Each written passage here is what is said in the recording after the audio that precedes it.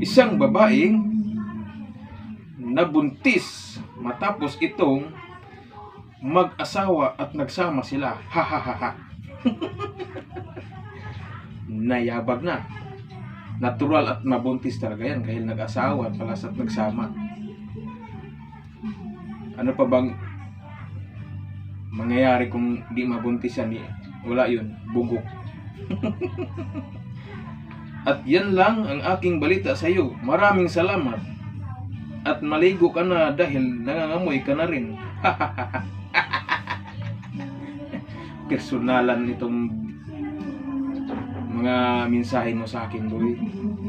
Kaya maraming salamat sa inyong lahat at inyong suporta.